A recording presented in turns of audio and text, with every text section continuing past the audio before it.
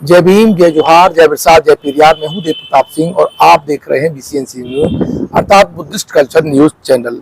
आज तीसरे चरण का मतदान है और सभी लोगों से, सभी देश के नागरिकों से ये विनम्र अपील है कि वो इस लोकतंत्र के महापर्व पर अपने अमूल्य वोट को सही जगह दे करके इस देश में एक अच्छी सरकार बनाने में अपनी भूमिका जरूर निभाएं। ये हमारा कर्तव्य है, क्योंकि 5 साल जो कार्य होंगे उनकी दिशा क्या होगी, दशा क्या होगी, कौन से कार्य किए जाएंगे, किस तरह से किए जाएंगे, इसके बारे में हमारा ये वोट एक निर्णायक भूमिका अदा करता है। बाबा साहब डॉक्टर अम्बेडकर के द्वारा बहुजन समाज, वंचित समाज को जो अधिकार दिए गए हैं, उनके लिए भविष्य में आने वाले अपने नवीन अधिकारों के लिए इस लोकतंत्र के महापर्व पर वोट देना बहुत जरूरी है। विशेष करके जब देश में संविधान विरोधी ताकतें संविधान बदलने पर आमादा हो, इस मुद्दे के साथ चुनाव में हो, प्रज्वल रेवन्ना जैसे बलात्कारी या कहिए मौस रेप करने वाले खूंखार दरिंदे के साथ उसके प्रचार में लोग लगे हों, आदि आबादी की प्रमुख जो महिलाएं हैं, नेता हैं, जो इस केस में चुप हैं, उन्हें सत्ता से बाहर ही नहीं करना, संसद से बाहर ही नहीं करना है, बल्कि आने वाली जो भी प्रतिनिधि हो, प्रत्याशी हो, उसे एहसास रहना चाहिए कि ऐसे केस पर क्या बोला जाता है और कैसे मुद्दा उठाया जाता है और कैसे संघर्ष किया जाता है और अपराधियों को किस तरह से जेल में भिजवाया जाता है। ये आपके वोट से निश्चित होना चाहिए।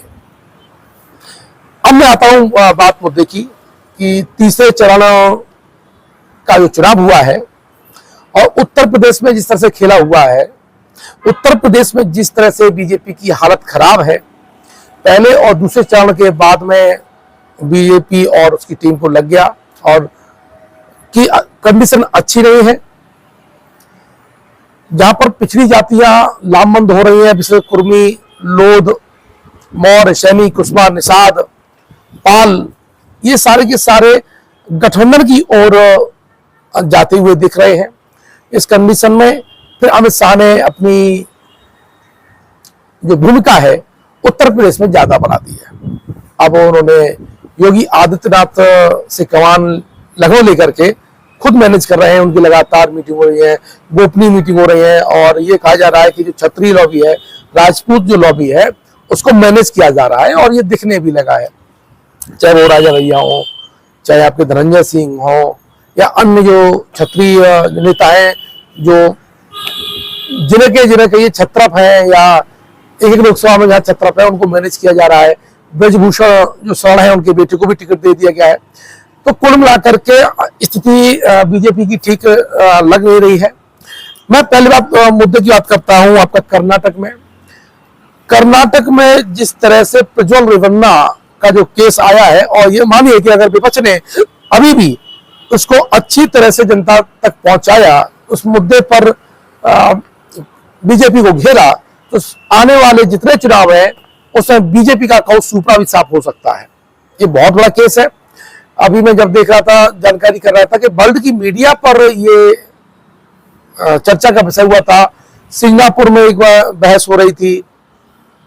इसने हमारे जो लोकतंत्र है, भारतीय जो परंपरा है, भारतीय संस्कृति है, उसको कलंकित किया है। और HD देवगौड़ा और उनके परिवार ने तो इस केस को मतलब ये तो मान लिया है कि मेरा पोता ना बेटा कुछ भी करे, मैं तो माफ करूंगा और मैं उसके ही साथ में हूं, है ना। तो इस तरह से उन्होंने अपनी जो गंभीरता है, विशेष करके प्रधानमंत्री HD देवगौड़ा की जो खामोशी है, वो तो परिवार के नाते हो सकती है, लेकिन अन्य जो लोग नेता हैं बीजेपी के या अन्य जो महिलाएं हैं, स्मृति ईरानी है, महिला आयोग की जो भूमिका है, और मायावती जैसी कद्दावर नेता इस मामले पर चुप्पी साधे हुए है, कोई मुद्दा नहीं बनाया। तो इस तरह से ये तो समझ आ गया था कि बीजेपी इस केस को भी मैनेज कर रही है, लेकिन हुआ नहीं है। आज कर्नाटक की जो रिपोर्ट आ रही है, और ये तय मान लीजिए कि बीजेपी का वहां से सुपड़ा साफ होने वाला है। ये बीजेपी के नेता जा रहे हैं, तो उस पर चर्चा हो रही है, आपकी वीडियो की चर्चा हो रही है। और ये कोई छोटा स्कैंडल नहीं था, छोटा कोई क्राइम नहीं था। 2976 वीडियो क्लिप का बनना, 300 से ज्यादा महिलाओं का खुलेआम ये मानिए शोषण, दबंगई, राजनीति की दबंगई पर शोषण, भारतीय जनता इसको माफ नहीं करेगी। तो बीजेपी तो का जो कह रही थी कि दक्षिण से बहुत ज्यादा सीटें लेके आने वाले हैं, तो तमिलनाडु और कर्नाटक में उनका सुपड़ा साफ होने वाला है, ये तय मान लीजिएगा। तमिलनाडु में जिस तरह से राज्यपाल ने एक सरकार को परेशान किया, संविधान का विरोध करते हुए राज्यपाल ने लगातार कार्य किया। और अब सोचिए कि संवैधानिक चुनी हुई सरकार को एक राज्यपाल उन मुद्दों पर, उन अनुच्छेदों का प्रयोग करते हुए परेशान कर रहे थे। बाद में उन्हें एहसास हुआ कि मैं गलत हूं, ऊपर से भी दावा पड़ा होगा कि आप गैर संवैधानिक कार्य कर रहे हैं, और मोदी सरकार ने उनसे इस्तीफा भी नहीं लिया। मणिपुर की केस का यूपी ही नहीं पूरे देश पर प्रभाव है। जिस तरह से वहां पर महिलाओं को नंगा घुमाया गया, और वहां मोदी ने वहां पर उनसे इस्तीफा भी नहीं लिया।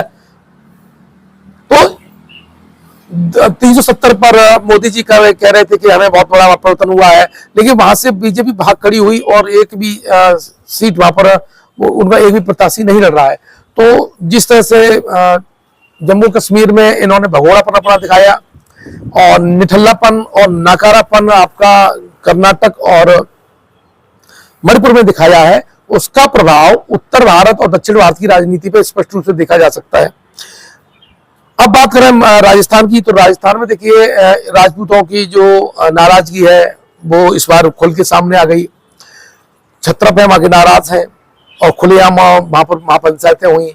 साथ ही जो जाट समुदाय था वो इस बार कांग्रेस के साथ मैनेज हुआ, और विधानसभा के चुनाव में भी वो कांग्रेस के साथ था। हालांकि कांग्रेस की वहां सरकार नहीं बनी, लेकिन कांग्रेस ने वहां पर एक टीम वर्क बहुत अच्छा किया था कि जाटों की जो पार्टी है और उनके नेताओं को अपने साथ मैनेज किया। साथ ही आदिवासी समाज की काफी महत्वपूर्ण पार्टी उभर के आई है, वहां पर लीडरशिप उभर के आई है, उसके साथ भी कांग्रेस ने मैनेजमेंट किया है। तो मुझे लग रहा है कि पिछली बार जिस तरह से वो जीत गई थी बीजेपी, इस बार वहां पर उसकी सरकार होने के बाद भी इसकी कंडीशन नहीं है। तो इस तरह से ये जो स्टेट बाई जो आपके नुकसान के जो पॉकेट्स बन रहे थे, उसने बीजेपी को परेशान ला दिया। अब सोचिए कि 400 का जो नगाड़ा बजा रहे थे, अब तो वो तो फूट ही गया है। अब इनके लाले ये पड़ गए कि 150 से 200 के बीच में सीट कैसे आएंगी, इसलिए एक एक सीट पर मैनेज किया जा रहा है। उत्तर प्रदेश में जो जौनपुर और बस्ती पर जो प्रभाव देखने को मिला, मायावती के पेच कसे गए और जिस तरह से उन्होंने प्रत्याशी बदले, जिसका सीधा डायरेक्ट आपका फायदा बीजेपी को है। तो इससे ये दो चीजें क्लियर हो गई कि बीजेपी की हालत बहुत पतली है। दूसरा, मायावती इसमें पूरी तरह से एक्सपोज हो गई। जिस फूले साहू अंबेडकर की जो विचारधारा पर जो राजनीति मानव काशीराम साहब ने स्टार्ट की थी और बहुजन समाज पार्टी की स्थापना की थी, तो इससे क्लियर हो गया कि उन्होंने अपना जो अपने वर्चस्व को, अपने जो भाई भतीजे की अकू संपत्ति को बचाने के लिए पूरे मूवमेंट को गिरवी रख दिया है। और इस चुनाव में अगर किसी नेता का अगर पतन होना है तो ये तय मान लीजिए कि मायावती का जो परिवार है। और जिस तरह से जब मैंने लगातार कल परसों से अपने जो सूत्रों से और जहां से पब्लिक से जहां मेरे टचअप थे, जो कट्टर बसपाई थे, मायावती के इन लगातार निर्णय से, बदलती भूमिका से, पलटी मार निर्णय से बहुत आहत है और संविधान बचाने के लिए कर ही अपील कर दी है लगातार। हालांकि अखिलेश यादव ये बोल भी रहे थे, लेकिन कल उन्होंने कह भी दिया कि देखिए वो जो बीएसपी है यानी मायावती जी हैं, वो बीजेपी का अप्रत्यक्ष रूप से बैकडोर से हेल्प कर रही हैं। और जब संविधान ताक पर रखा हो, ध्यान रखिएगा, बहुत महत्वपूर्ण बात बोलने जा रहा हूं बहुजन समाज के उन लोगों को जो बीएसपी को फॉलो करते हैं, बीएसपी को वोट करते हैं। जब संविधान ताक पर लगा हो, लोकतंत्र ताक पर लगा हो, आपके अधिकार ताक पर लगे हों और खुलेआम संविधान बदलने की बात की जा रही हो, तो ये मुद्दा अब उतना छोटा मुद्दा नहीं रह गया है कि इस आधार पर बीजेपी को सपोर्ट किया जाए। और बीएसपी ने यहाँ बहुत बड़ा मास मूवमेंट इस बार मुझे लगता है खो देगी। और जिस तरह से चर्चा है, मुझे लगता है 5% से नीचे और 0 सीट भी उसको आ सकती हैं। अपना जो चुनाव चिन्ह का जो क्राइटेरिया है उसको भी खो सकती है इस चुनाव में, ये आशंका ही नहीं है, ये अपने एनालिसिस से, अपने राजनीतिक कैरियर के विश्लेषण से मैं ये स्पष्ट रूप से कह सकता हूं। और आने वाले समय में ये मेरी बातें, आपको वीडियो भी आपको समझ में आना चाहिए, ये वीडियो आप जरूर देखेंगे कि यही चुनाव मायावती का ऐसा चुनाव होगा जो उन्हें दफन कर देगा। उनके निर्णय ने बहुजन समाज को बहुत छिला है, ये चर्चा आम है। जिस तरह से एक एग्रेसिव पॉलिटिक्स बीएसपी भी करती थी, मुद्दा आधारित पॉलिटिक्स करती थी, और जिस तरह से बीजेपी को उन्होंने सपोर्ट किया, प्रत्याशी बदले, तो मुझे लगता है कि इस चुनाव में बीजेपी और बीएसपी दोनों को लॉस होगा। गठबंधन की यहाँ पर सीटें मुझे ज्यादा दिखाई दे रही हैं। राजस्थान में आपकी जो सीटें हैं वो कांग्रेस की बढ़ेंगी। गुजरात में ये बात सही है, गुजरात में आज भी बीजेपी आगे है, लेकिन जीत का जो फासला है मुझे लगता है कि वो बहुत कम हो जाएगा। पहले सारी सीट जीत लें वो, या एक आध दो सीट गठबंधन जीत ले, लेकिन वोट का मार्जिन वहां भी कम होने जा रहा है। पंजाब में बीजेपी की हालत ज्यादा अच्छी नहीं है, और दिल्ली में भी बहुत बड़ा एक मुद्दा केजरीवाल है, और केजरीवाल को लेकर के सिंपैथी का भी वोट है। भले आप उन पर कोई भी आरोप लगा लीजिए, लेकिन पब्लिक की जो और पब्लिक का जो रुझान है वो केजरीवाल की तरफ दिखाई दे रहा है। वहां पर एक बहुत बड़ी बात ये हुई कि जो केजरीवाल हैं उन्हें बहुत बड़ी मात्रा में शेड्यूल कास्ट का भी वोट मिला था, और दिल्ली की जनता थी वो विधानसभा में तो केजरीवाल को सपोर्ट कर रही थी, और लोकसभा में मोदी के जो वादे थे, मोदी की जो पॉलिसी थी, जिस तरह से उन्होंने मीडिया मैनेजमेंट किया था, उससे उन्होंने वोट भी दिया था। लेकिन मुझे लग रहा है कि इस बार उनकी हालत बहुत ज्यादा खराब है, और कांग्रेस और आम आदमी पार्टी का संयुक्त लड़ना भी एक फैक्टर रहेगा। तो जो वोट का जो बिखराव है वो बीजेपी की तरफ होगा, और जो लोकसभा में बीजेपी को वोट गया था सिंपैथी के रूप में, वो आम आदमी पार्टी की ओर दिखाई दे रहा है। तो वहां पर भी 3 सीटों का आप मान लीजिए बीजेपी का वहां भी लॉस दिखाई दे रहा है। खट्टर में हरियाणा में तो हालत बहुत ऑलरेडी पहले खराब है कि पंजाब और हरियाणा किसानों की वजह से बीजेपी बैकफुट पर है, और वहां पर मान लीजिए कि 50% अपनी सीटें पिछली बार की जो जीती हुई सीटों को खोने जा रही है। बिहार की मैं बात कर लेता हूं। बिहार में जो मुद्दा है वो जिस तरह से तेजस्वी यादव ने रोजगार दिया, वह आज कुछ भी आप कर लीजिए, लेकिन चूंकि उत्तर प्रदेश के जो छात्रों को मैं तो पढ़ाता ही हूँ, उनसे चर्चा हुई और वो लोग बिहार में देने गए, तो उन्होंने शिक्षा और रोजगार का जो मुद्दा है, अभी शायद मीडिया में ये नहीं दिखाया जा रहा है, लेकिन जिस तरह से उन्होंने भर्तियों को कंप्लीट किया, ये तय मानिए कि वहां पर राष्ट्रीय जनता दल अपनी बड़ी भूमिका में आने वाला है, और बीजेपी को वहां पर कम से कम 8 से 10 सीटें, जो पिछली बार शायद 39 थी, 8 से 10 सीटों पर तो अमूमन मोटे तौर पर ही दिखाई दे रहा है। और प्रज्वल रेवन्ना के केस पे अगर वहां पर मीडिया मैनेजमेंट हो गया, या ये कहिए कि जनता ने अगर मुद्दा नहीं समझा, तो हो सकता है वहां सीटें कुछ और बढ़े। लेकिन अगर विपक्षी पार्टी ने प्रज्वल रेवन्ना केस को लेकर के अगर चुनाव को आगे रख करके लड़ा, तो बहुजन समाज और जो वंचित समाज की जो आबादी है वो एंटी बीजेपी वोट करे ही करेगी, और हालत वहां भी काफी खराब है। जिस तरह से तेजस्वी यादव फ्रंट पे लड़ रहे हैं वो बहुत काबिल तारीफ भी है वहां पर। तो इस तरह से बिहार है, पश्चिम बंगाल पर भी आप देख लीजिएगा, संदेश खाली का को मुद्दा बना रहे थे, और प्रज्वल रेवन्ना पे जो केस है, तो वहां जो मोदी है उनका जो दोहरा चरित्र है वो समझ में आया है। तो ज्यादा मुझे लगता है कि आपका पश्चिम बंगाल से भी नहीं आ रहा है। तो इस तरह से जो आंकड़े हैं, जो जनता में एक सामान्य सा व्यक्ति, राजनीतिक व्यक्ति है जो समझ ले रहा है, ऐसा नहीं हो सकता कि बीजेपी के लोग ना समझ रहे हो, इसीलिए परेशान है। अब आप देखिए जो भी रैली हो रही है, मोदी को फैजाबाद में जाना पड़ा, अयोध्या जाना पड़ा, रोड शो करना पड़ा, कहीं ऐसा ना हो कि ये भी सीन ना हार जाए। ऐसा देखिए उनका वहां जाने का उद्देश्य था, और दूसरा राम मंदिर का मुद्दा ही नहीं बना, और पूरी कोशिश की, वाहियात वर्ड बोले, बलगर शब्द बोले। राजस्थान में तो जो सोनिया गांधी पे टपोरी छाप भाषा बोली, तो निश्चित रूप से उनकी जो भाषा का जो गिरता हुआ स्तर अब ये बता रहा है कि अब मोदी जो मैजिक है वो पब्लिक से गायब हो चुका है। हाँ, ये बात सही है, बेरोजगारी मुद्दा है, किसानों की यूरिया मुद्दा है। भाई उत्तर प्रदेश और उसके आसपास लगे हुए जो स्टेट है, वहां के मुद्दों की अगर मैं लिस्ट बनाऊं तो टॉप 3 में आपका किसानों का मुद्दा जरूर आ रहा है, बेरोजगारी का मुद्दा जरूर आ रहा है और महंगाई का ज्यादा मुद्दा आ रहा है। तो ये 3 मुद्दे हमने जो अपने संपर्क सूत्रों से छांटे हैं। तो पहले शायद ये मुद्दे नहीं रहते थे उतने, लेकिन इस चुनाव में ये मुद्दे हैं। और तीसरे जो चढ़ गए जो चुनाव के पश्चात में लगभग 50% सीटों का चुनाव हो जाएगा 3 चरणों में। तो यहां से स्थिति क्लियर साफ हो गई है कि जो 400 का ढोल पीट रहे थे, शायद है मुझे कि वो कहीं 50% अपना लॉस न कर दें और अब सरकार बनाने के लाले पड़ सकते हैं। और बॉडी लैंग्वेज जो मोदी की जो बॉडी जो लैंग्वेज है वो बदली है, भाषा का लैंग्वेज और वो तीव्रतापन कम हुआ है। अमित शाह का चेहरा उड़ा हुआ है, बीजेपी के नेताओं के चेहरे उड़े हुए हैं। ये बता रहे हैं कि ये अब हताशा के जो चेहरे हैं कि स्थिति बीजेपी के पक्ष में उतनी अच्छी नहीं है। उत्तर प्रदेश में जिस तरह से नॉन दलित, नॉन जाटव वोट और नॉन यादव जो वोट है, इसको जिस तरह से गठबंधन ने मैनेज किया हुआ है, कुर्मी जो है उनको बहुत ज्यादा टिकट दिए हैं, 13% के आसपास उनको रिप्रेजेंटेशन दिया है गठबंधन ने, उसका बहुत बड़ा प्रभाव है उत्तर प्रदेश में।